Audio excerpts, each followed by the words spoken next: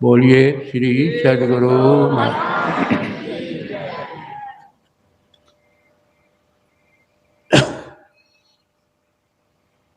ज्ञान तो सबको चाहिए। ज्ञानहीन मनुष्य पशु के तुल्य है। पशु को कौन सा ज्ञान नहीं है?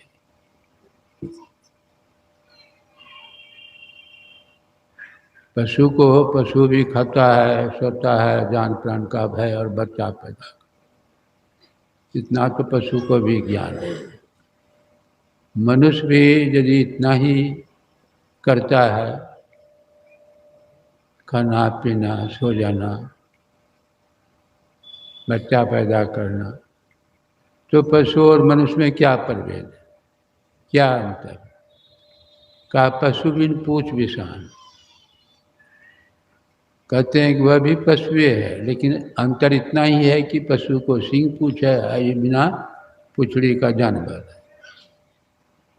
बाल पूछ सब झड़ गए, पशुता का झड़ना बाकी है। ऊपर ऊपर तन समर गए, मन का समरना बाकी है। ऊपर से देखिए कितना सुंदर देखने में, बड़ा बढ़िया देखने में, बड़ी, लेकिन मन कैसा है? जैसा मन है वैसा आप है। यदि मन अच्छा है तो आप अच्छे हैं, मन बुरा है तो आप बुरे हैं। ऊपर से देखने से अच्छा और बुरा का पहचान नहीं होता है। कौन अच्छा कौन बुरा ऊपर से देखने से पहचान नहीं होता है। आपका मन कैसा, आपका विचार कैसा? यदि आपका मन अच्छा है तो आप अच्छे हैं, यदि मन आपका बुरा है तो आप बुरे हैं। आपकी दृष्टि में सारा संसार बुरा, अच्छे जो है उसकी दृष्टि में सारा संसार अच्छा। भगवान कृष्ण ने युधिष्ठिर जी महाराज से कहा कि कोई बुरा आदमी खोज करके ले आइए, और दुर्योधन से कहा कि कोई अच्छा आदमी खोज कर ले आइए। दोनों चले खोजने के लिए, और खोजते खोजते शाम में लौट के आए। युधिष्ठिर जी महाराज दोनों खाली। भगवान कृष्ण कहते हैं युधिष्ठिर जी महाराज से कि कोई आपको बुरा आदमी नहीं मिला? का एक भी बुरा आदमी नहीं। और दुर्योधन से कहा कि कोई आपको अच्छा आदमी नहीं मिला? का एक भी अच्छा आदमी। मतलब कहने का युधिष्ठिर महाराज स्वयं अच्छे थे, सारा संसार अच्छा। जैसी दृष्टि वैसी सृष्टि, जैसी दृष्टि वैसी सृष्टि। दुर्योधन स्वयं बोले थे सारा संसार बुरा। जैसी दृष्टि, सदाचारी की दृष्टि कैसी होगी, दुराचारी की दृष्टि कैसी होगी, शराबी की दृष्टि कैसी होगी? आप एक ही तरह की दृष्टि होगी, एक ही तरह का विचार होगा। एक नाथ जी महाराज प्रवचन के कर्म में है, कहने लगे कि वो अशोक वाटिका का वर्णन कर, जहाँ की रावण ने सीता माई को हर करके रखा। अशोक वाटिका का वर्णन करने लगे तो वर्णन के सिलसिले में क्या कहते हैं, अशोक वाटिका में बहुत सारे सफ़ेद फूल खिले हुए थे। उसी बीच में एक लंबा तगड़ा जवान खड़ा हो गया। कहते हैं कि आप कैसे कहते हैं कि सफ़ेद फूल खिले हुए थे, वहाँ तो लाल फूल खिले हुए थे। एक नाथ जी महाराज डांट देते हैं, वहाँ तो सफ़ेद फूल खिले हुए थे। तो साधारण युवक नहीं था, वो हनुमान जी ही थे। स्वरूप अपने सही रूप में प्रकट हो जाते हैं। कहते हैं आप बैठे बैठे यहाँ से कहते हैं कि वहाँ सफ़ेद फूल खिले हुए थे, वहाँ तो लाल फूल खिले हुए थे। फिर भी एक नाथ जी महाराज डांटते हैं उसको, हनुमान जी। हनुमान जी को पहले ज्ञान नहीं था, बाद में ज्ञान हुआ। कहीं भगवान ने सीता माई को कहा नहीं कि इसको ज्ञान का उपदेश करो, ब्रह्म ज्ञान का उपदेश करो। पहले इसको ज्ञान नहीं था, रिद्धि सिद्धि थी। रिद्धि सिद्धि तो मैंने जो अंधकार से ऊपर साधक ऊपर उठ जाता है, उसके अंदर रिद्धि सिद्धि से जपात सिद्धि, जाप से भी सिद्धि हो जाती है। साधारण देखिए गांव घर में किसके कहते हैं वो सब समाज में नहीं कहते हैं डाइन है डाइन, नहीं सुनते हैं डाइन। रात में उठ करके मंत्र सिद्ध करती है, मंत्र सिद्ध करने के बाद किसी के ऊपर मंत्र चढ़ा देती है तो जाप से भी सिद्धि मिल जाती है। और यदि ऊपर आ जाती, जैसे जैसे बढ़ते जाएंगे सिद्धि मिल, तो हनुमान जी दोनों भक्तों में झड़प, भगवान राम को प्रकट होना।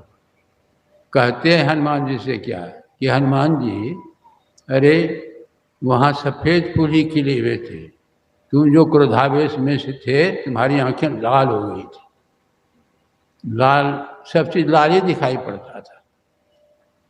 क्रोधावेश के कारण देखते, जो किसी को क्रोध होता है देखते हैं ना, वह खून जो है वो खौलने लगता है, जब खौलता है तो ऊपर उठता है।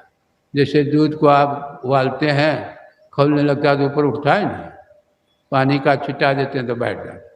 उसी तरह क्रोध जब आता है, एक ऐसी अग्नि है, क्रोध आने पर देखिएगा वह खून उसका खौलने लगता है, और खून खोलता है तो ऊपर उठता है। ऊपर उठेगा तो कहाँ, चेहरा में आएगा, चेहरा से ऊपर तो नहीं जाएगा। तो चेहरा देखे एकदम लाल, आंखें लाल, वहाँ जो है वैसी उसी अवस्था में बुद्धि सीज हो जाती है, मर्डर करेगा, कुछ से कुछ करेगा। आप देखिए जैसे क्रोध शांत होता है तब देखिए उसका चेहरा जो है फीका, पश्चाताप करने लगा। खून जो है जल गया, अब जल गया खून तो बीमारी होगी कि नहीं। अरे काम, क्रोध, लोभ, मोह, ये सब जितने हैं ये विकार सब, इससे जो है बीमारी का यही सब कारण है। काम से, क्रोध से, लोभ से शरीर में प्रतिक्रिया होती है और बीमारी का कारण हो जाता है। तो हनुमान जी शांत हो गए, जैसी दृष्टि वैसी सृष्टि। आपकी दृष्टि जैसी होगी वैसी सृष्टि। अच्छी दृष्टि अच्छी होनी चाहिए, अच्छे विचार होना चाहिए, तो अच्छे का संग करोगे, अच्छे अच्छे लोगों का संग करोगे तो विचार भी अच्छा होगा, और विचार जब अच्छा होगा तो क्रियाकलाप भी अच्छा होगा। मैंने ज्ञानी का संग करो, ज्ञानी का संग करोगे तो ज्ञान होगा। आप जाते हैं स्कूल कॉलेज में पढ़ने के लिए, मूर्ख के पास जाते हैं पढ़ने के लिए, पढ़े लिखे के पास जाते हैं, जितना उनके पास ज्ञान है वही ज्ञान आपको, वैसे तो ज्ञान आपके अंदर भरा हुआ पहले से ही है। आपका धर्मशास्त्र क्या कहता है कि देहस्ता सर्वविद्या, देहस्ता सर्वदेवता, देहस्ता सर्वतीर्थानि गुरु वाक्यम लभ्यते। सारी विद्याएं, सारे देव, सारे तीर्थ इस शरीर के अंदर मौजूद है। इस शरीर के कितने लोग इस बात को जानते हैं कि सारी विद्याएं, सारे देव, सारे तीर्थ इस शरीर के अंदर मौजूद है। अरे बुद्धि का इस्तेमाल कीजिए। आप किसी भी दुनिया के किसी भाषा का ज्ञान आप प्राप्त करना चाहते हैं तो वैसे ज्ञानी के पास आपको जाना पड़ेगा। वैसे ज्ञानी के पास यह शर्त है, कंडीशन प्रेसिडेंट करते इसको, शर्त है, बिना गए आप ज्ञान नहीं। तो क्या करते हैं, स्कूल कॉलेज में जाते हैं पढ़ने के लिए विद्यार्थी सब, तो प्रोफेसर क्या करते हैं, वो किताब को पीस करके पिला देते हैं। नहीं नहीं, अरे उसके अंदर जो ज्ञान जगा हुआ है, उसी जगे हुए ज्ञान से आपके अंदर जो विद्यार्थी के अंदर सोया हुआ ज्ञान है धीरे धीरे जगाता है। जैसे कोई जगा हुआ आदमी ही किसी को जगा सकता है। ये लाखों आदमी सोया हुआ है तो किसी को जगा सकता है? वो किसी को नहीं जा सकता। यदि एक आदमी जगा रहेगा तो लाखों आदमी को जगा देगा। तो जगाने के समय क्या करते हैं, पुकारते हैं। नहीं जगता है तो शरीर पकड़ के हिला देते हैं, जग जाता है। कि चेतना जो बाहर से घुसेड़ देते हैं तब जगता है? नहीं नहीं। इसीलिए सारी विद्याएं हम आपके अंदर में मौजूद है, लेकिन वैसे गुरु के पास जाना पड़ेगा। डॉक्टर बनना है तो डॉक्टर के पास जाइए, इंजीनियर बनना है तो इंजीनियर के पास जाइए। ऐसा नहीं होता है कि आपको इंजीनियर बनना है तो डॉक्टर के पास जाइए, डॉक्टर बनना है तो इंजीनियर के पास जाइए। ऐसा हुआ? अंग्रेजी का विद्वान बनना चाहते हैं तो उर्दू के विद्वान के पास जाइए, नहीं। इसीलिए भगवान कहते हैं यदि ज्ञान प्राप्त करना है तो ज्ञानी के पास जाना पड़ेगा, तत्वदर्शी ज्ञानी के पास जाना पड़ेगा। जब तक नहीं जाएंगे ज्ञान रहते हुए वह आपके लिए कोई काम का नहीं, वह कोई काम। जैसे ज्ञान जागृत होता है, ज्ञान होने लगता है, तब वह ज्ञान का उपयोग होता है। धीरे धीरे आप पढ़ रहे हैं, पढ़ते पढ़ते डॉक्टर, ज्ञान जितना हो गया उसका उपयोग शुरू हो गया। समझ रहे हैं? तो अब देखिए, ज्ञान को प्राप्त करने के लिए ज्ञान आप उसके पास जाएंगे तो जो जितना ज्ञान की तरफ बढ़ा है उतना ही ज्ञानी है। ज्ञान कहाँ मिलेगा? शास्त्रों में तो कह दिया कि हम आपके अंदर में भरा हुआ ज्ञान। आप कहीं हाट बाजार में जाकर खरीदने के जाएंगे तो ज्ञान हो जा खरीद लेंगे? आपके अंदर तो है ही भरा ज्ञान। कहाँ किधर भरा है? हम आपके शरीर में किधर ज्ञान है? अरे शरीर का दो भाग देख लीजिए, एक आँख से ऊपर है, एक आँख से नीचे है। आँख के ऊपर को और ब्रह्मांड कहा गया। अरे सारा ज्ञान इसी के अंदर भरा हुआ है। स्वामी विवेकानंद ने क्या कहा था विश्व धर्म सम्मेलन में? मनुष्य का मस्तिष्क अनंत ज्ञान का भंडार और अछूट पुस्तकालय। दुनिया की जितनी भी पुस्तकें आप देखते हैं इसी मस्तिष्क का उपज है। वैज्ञानिकों को चमत्कार आप देख रहे हैं, इसी मस्तिष्क का उपज है। विकास हो रहा है, विकास जाकर के रुकेगा कहाँ? जब तक ज्ञान के केंद्र में नहीं पहुंचेगा विकास रुकेगा नहीं, वो विकास होते जाएगा, होते जाएगा, होते जाएगा। तो आप पेपर पढ़े होंगे, पेपर में निकला था कि वैज्ञानिक भगवान के समीप पहुंच रहे हैं। अरे भगवान के समीप कहिए या ज्ञान का केंद्र कहिए या मोक्ष का धाम कहिए, भगवान को व्यक्ति का नाम थोड़ो है, हाथ पर बड़ा आदमी थोड़ो है। नहीं, मैंने कल कहा था ना, एक शक्ति है, एक ऊर्जा है, वो ज्ञान का खजाना है, सुख का सागर है। जो कहिए एक के बाद वह हम आपके अंदर में सारे सृष्टि में है, लेकिन वह उसका पता कब चलेगा कहाँ? हम आपके अंदर में तो हमारे अंदर ही नहीं पता चला। आपके अंदर में तो आप अपना प्रयास करेंगे तो वो हासिल करेंगे। तो ज्ञान के ऊपर का भाग जो है ब्रह्मांड कहा गया है। सारा ज्ञान इसी में है, इसी में है। देखने में तो 3.5 हाथ का शरीर है, कितना छोटा रहता माथा। आप देखते जब भूल जाते हैं कोई नहीं तो मैं ऐसे पकड़ करके माथा पकड़ देंगे, पेट पकड़ते हैं, चिंतन करने लगते हैं। पेट पकड़ के चिंतन नहीं करते, चिंतन करते शुरू करते। ज्ञान तो ऊपर का भाग और नीचे जो है पिंड। जीव बैठा है कहाँ? जीव ही ज्ञान करता है, जीव ही ज्ञान करता है। जीव शरीर के अंदर है तो सारा ज्ञान आप कर रहे हैं, वह ज्ञान का स्वरूप है। सीधी बात, जीवात्मा आत्मा जो कहे ज्ञान मैंने ये ज्ञान जिसको जितना ज्ञान के समीप जाते गया है उसको उतना ज्ञान होते गया है।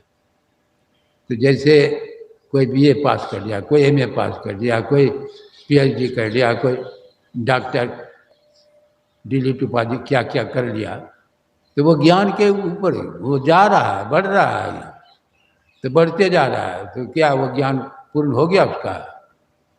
पीएचडी डीलिट बहुत तरह की डिग्री हासिल कर ली तो ज्ञान पूर्ण हो गया? नहीं, जब तक ज्ञान के केंद्र में नहीं जाएगा तब तक पूर्ण नहीं होगा। ज्ञान का केंद्र मूल है मस्तक में, शून्य में गुपूत, पिया पहचाने जो जाने जुगु।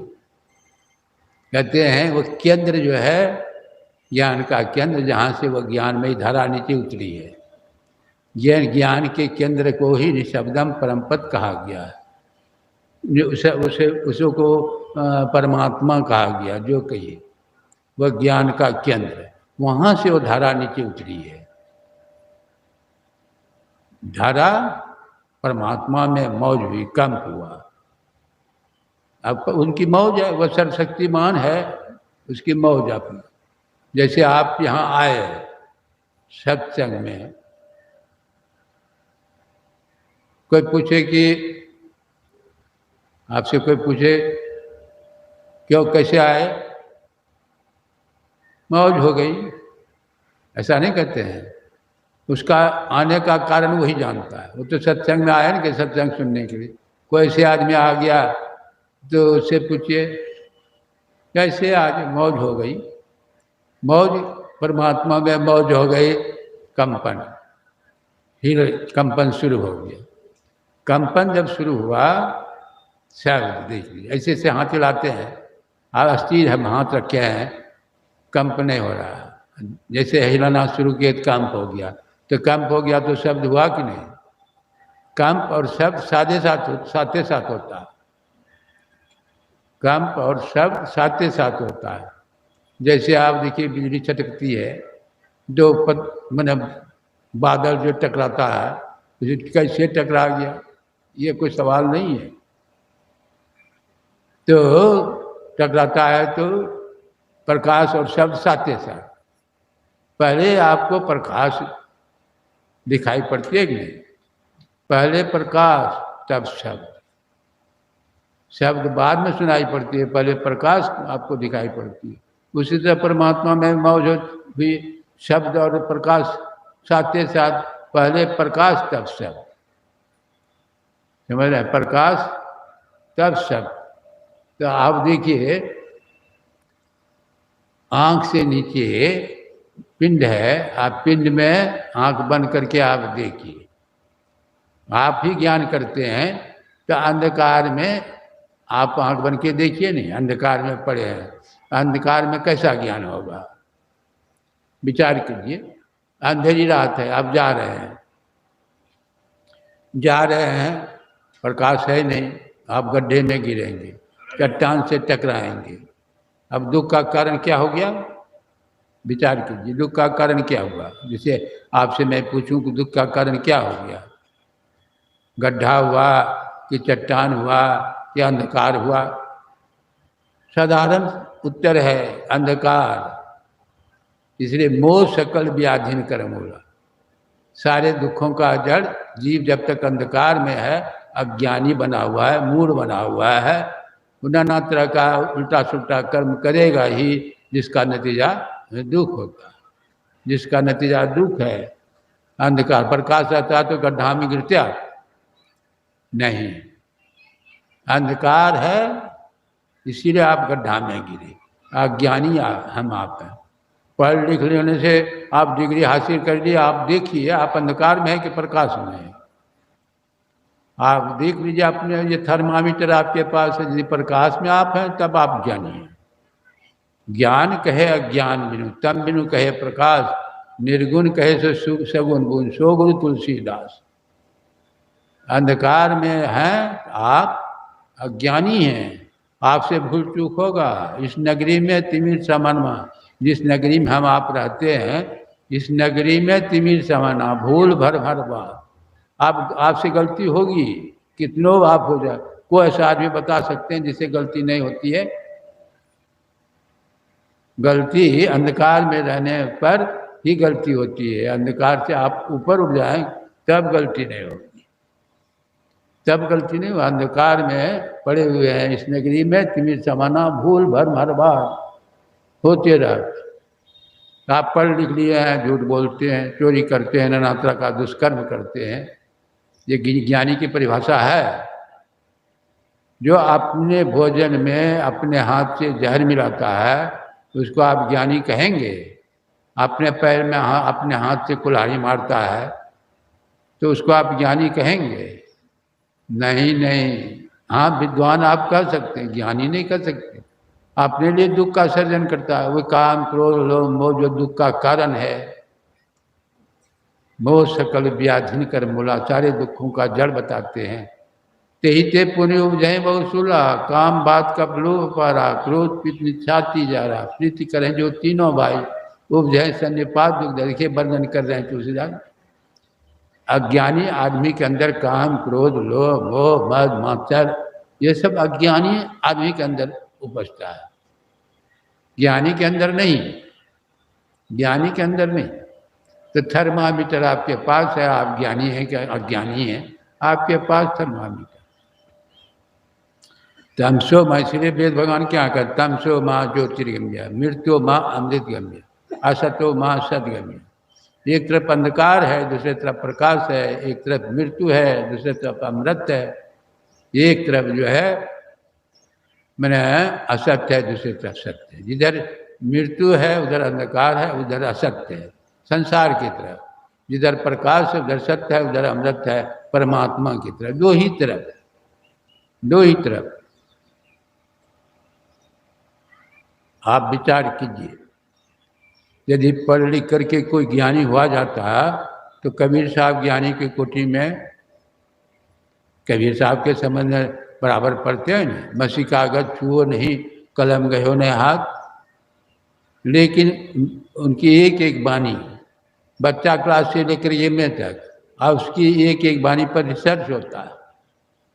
बड़े बड़े कहते हैं जिसको विद्वान, उसकी बुद्धि हैरत खा जाती है उसकी वाणी को सुन करके, पढ़ करके, अर्थ नहीं लगा सकता।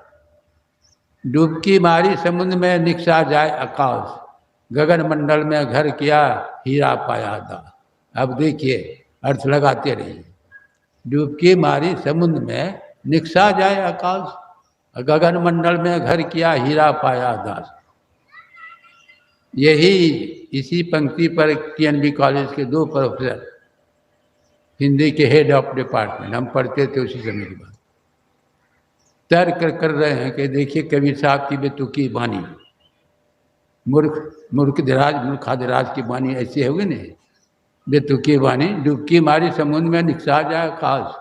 अरे समुद्र में मारेगा डुबकी तो आकाश में कैसे जाएगा, कोई जाएगा कि तलट्टी में जाएगा। साधारण अर्थ देखिए, डुबकी मारी समुद्र में निकसा जाए आकाश। जब नहीं समाधान हुआ, गए गुरु महाराज के पास।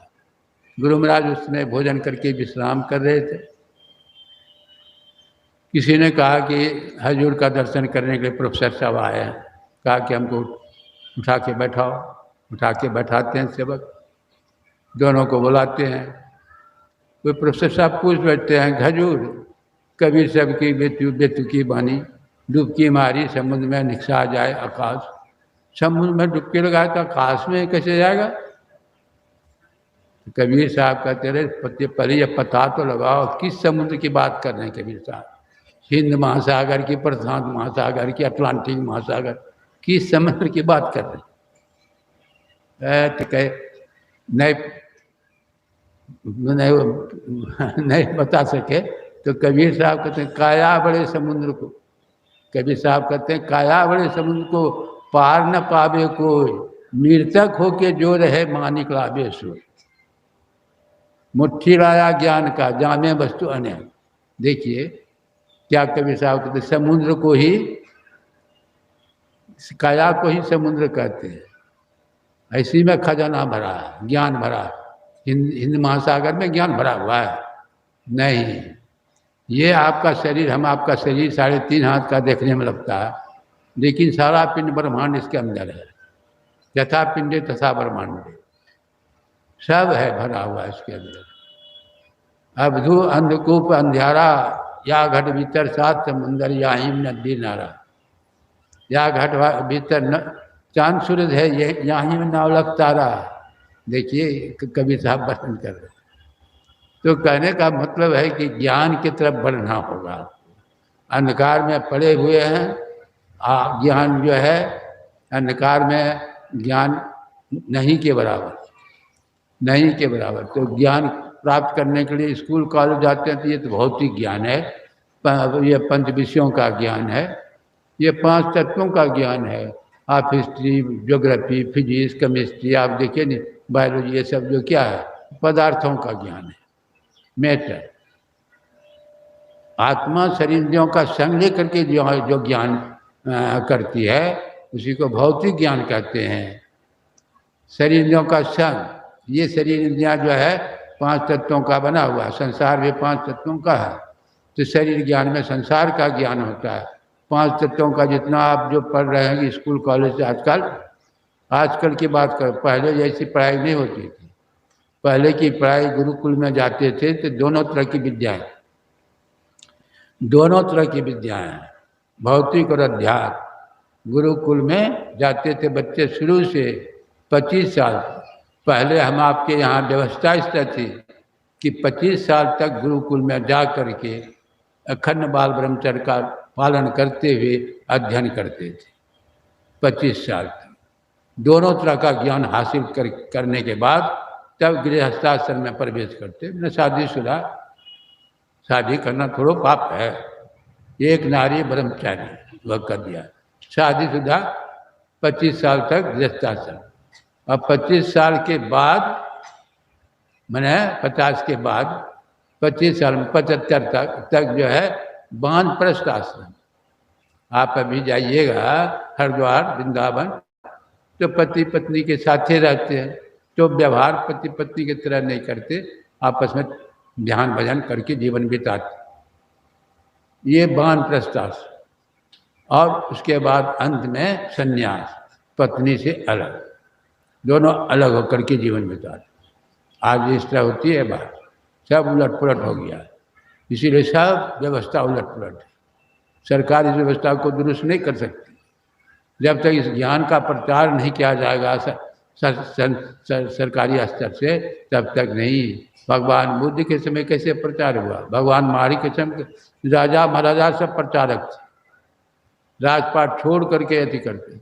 आजकल होता है सब उलट पलट गया व्यवस्था। कितनों कुछ पक्का का मकान बना दीजिए, सबका सोना का घर बना दीजिए, शांति मिल जाएगी? शांति कभी नहीं मिलने। वो ज्ञान जब तक नहीं होगा, भगवान कृष्ण ने कह दिया ज्ञान से ही शांति मिलती है। ज्ञान लब्धम परम शांति। तो ये हम लोगों का काम क्या है? सरकार के समाज के जड़ को मजबूत कर। जड़ें जब मजबूत नहीं रहेगा तो गाछ कब तक रहेगा? गाछ तो जल्दी से हवा में उड़ जाएगा। इसीलिए यदि समाज में ये ज्ञान का प्रचार हो कि भाई आज से हम झूठ नहीं बोलेंगे, चोरी नहीं करेंगे, नाना तरह का दुष्कर्म नहीं करेंगे, ये सब नहीं करेंगे, तो कितना कैसा समाज होगा?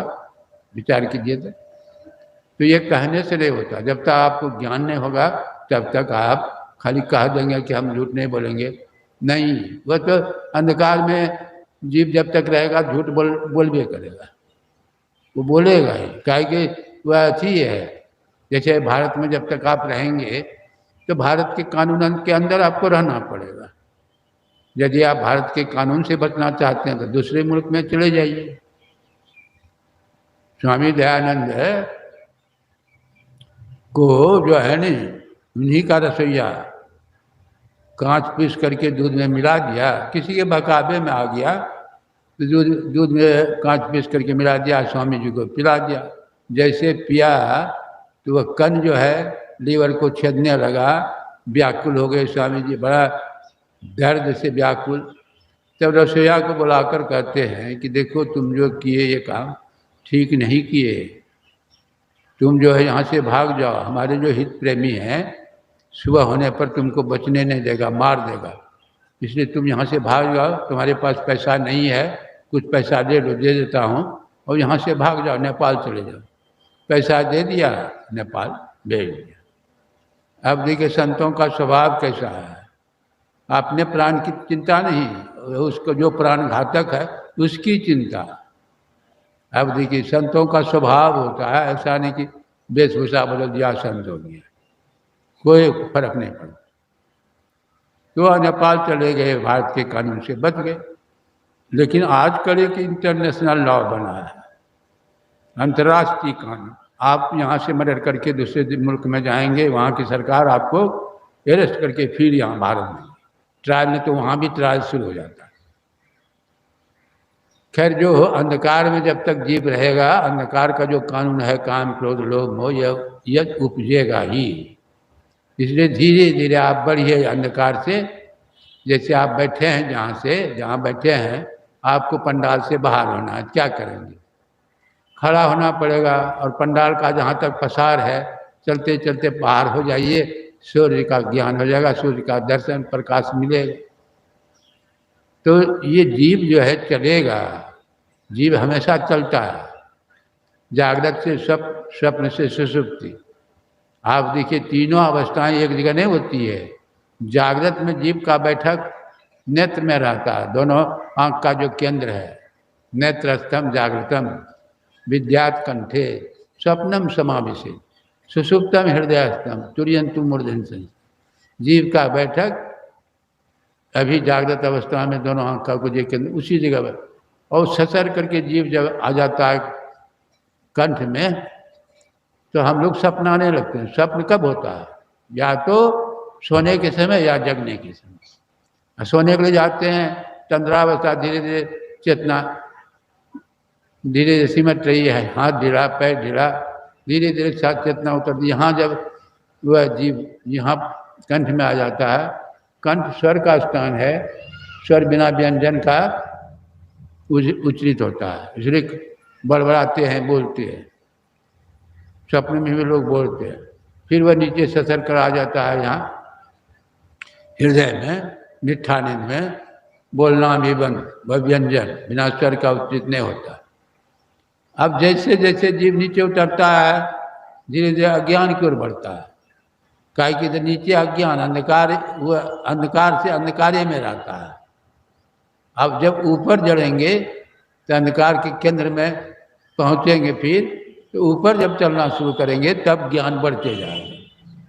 उधर ज्ञान बढ़ेगा, बढ़ते जाएगा, बढ़ते जाएगा। तो ज्ञान का आधार क्या है? दो ही आधार है, प्रकाश और शब्द। संसार का ज्ञान जो होता है प्रकाश शब्द से। प्रकाश शब्द नहीं रहे तो कोई ज्ञान होगा? विचार कीजिए, कोई ज्ञान नहीं होगा। प्रकाश नहीं, शब्द नहीं। मान लिया जब प्रकाश नहीं है, यदि शब्द कहीं बुला रहा है आपको, कोई अंधेरी रात है, कोई पुकार रहा है आपको, तो उसी आवाज़ के सहारे आप वहाँ जा सकते हैं। आवाज़ इधर से आ रहे उधर आप जा सकते हैं। आवाज़ भी नहीं हो तब किधर जाएंगे? तो प्रकाश और शब्द ये ज्ञान का आधार है। संसार का ज्ञान और प्रकाश सबसे होता है। अब जब परमात्मा की तरफ होंगे, पिंड से ब्रह्मांड की तरफ, ब्रह्म की तरफ होंगे, तो उधर का प्रकाश शब्द मिलता है। उधर के प्रकाश शब्द से ब्रह्म का ज्ञान, इधर के प्रकाश शब्द से संसार का ज्ञान। देखिए आप जैसे जैसे बढ़ेंगे, ऊपर बढ़ने के लिए क्या करना पड़ेगा? ऊपर चलने के लिए आप जहाँ बैठे हैं वहाँ खड़ा होना पड़ेगा। आप जैसे आपको चलना है, जहाँ बैठे हैं उसी जगह खड़ा होना नहीं है।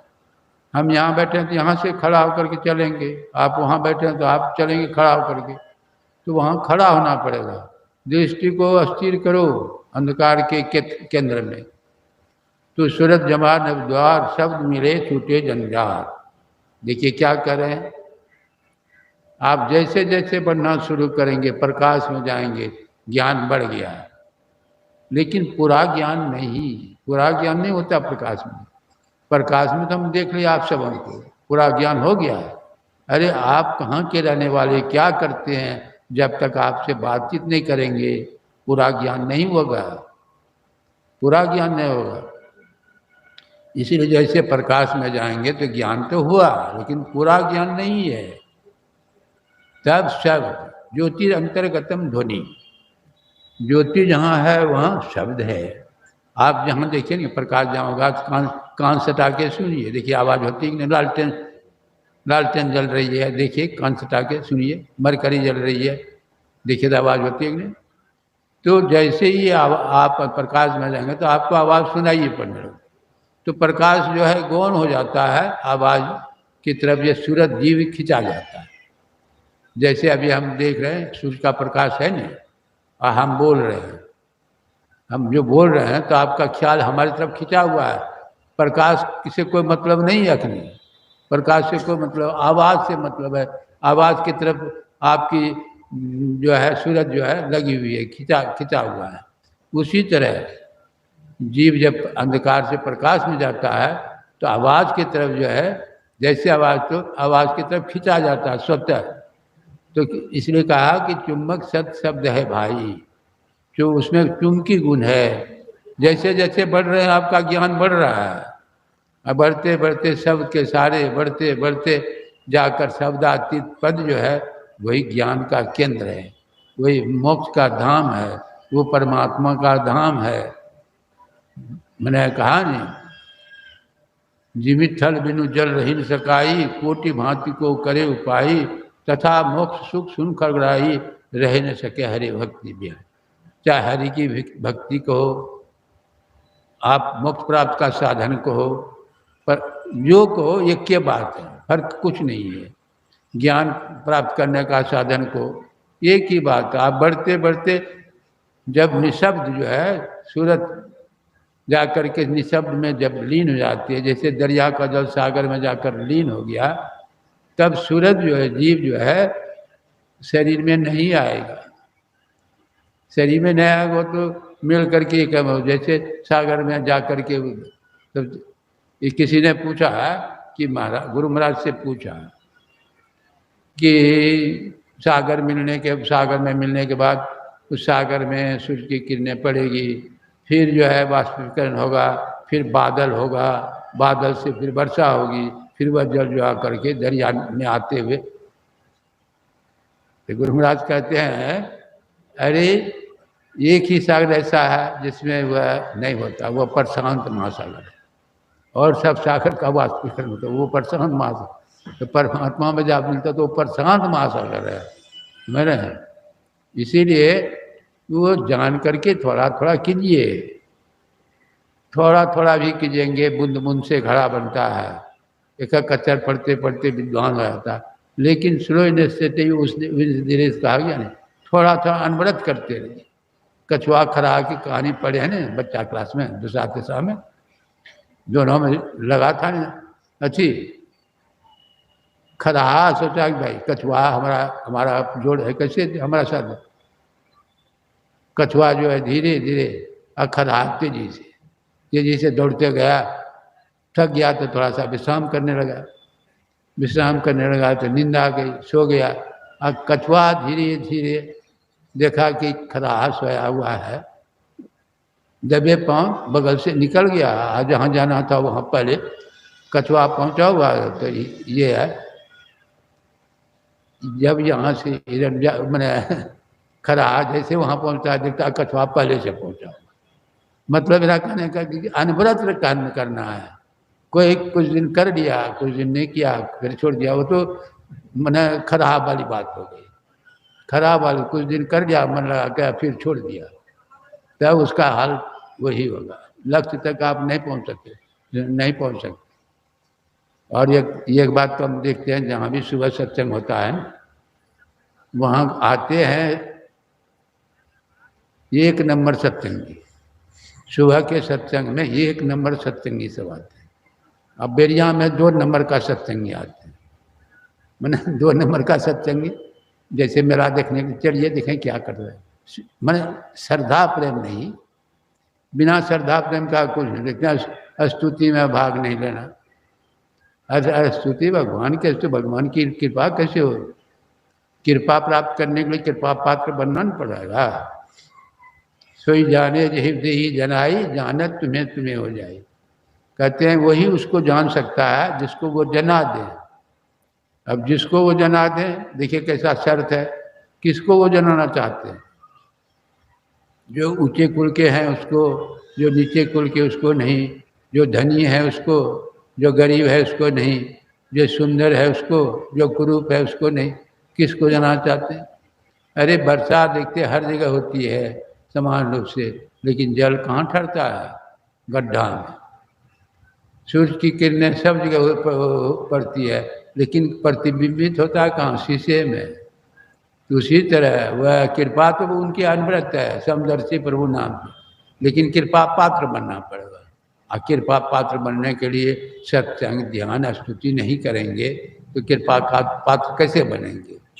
और कृपा पात्र नहीं बनेंगे तो जैसे है तैसे रहिएगा, अब क्या कीजिएगा। इसीलिए अनवरत कीजिए, थोड़ा थोड़ा करते करते स्तुति विनती कीजिए, सत्संग कीजिए, सत्संग नित्य और ध्यान नित्य, और ये करत संलग्न हो, वे विचार चोरी नशा हिंसा झूठ करना चाहिए। प्रयास कीजिए, ध्यान करेंगे तो बुराई से बचने का बल मिलेगा, और बुराई से बचेंगे तो ध्यान में प्रगति होगी। एक दूसरे का ये है, आप ध्यान करेंगे तभी आप बुराई से बच सकते हैं, अब बुराई से बचेंगे तभी ध्यान में आपकी प्रगति होगी, नहीं तो नहीं होगी। सीधी बात है। इस बात पर बराबर गुरु महाराज जोर देते थे, झूठ से बचो, चोरी से बचो, नशा हिंसा व्यभिचार से बच के रहो, बराबर जोर देते थे, समझ रहे हैं। इसलिए ये सब बच के क्रिया जो जानते हैं, जो नहीं क्रिया जानते हैं, क्रिया सीख लीजिए, और करते करते कभी न कभी प्राप्त करेंगे, आपका जीवन आनंद से भर जाएगा। बोलिए श्री सद्गुरु महाराज।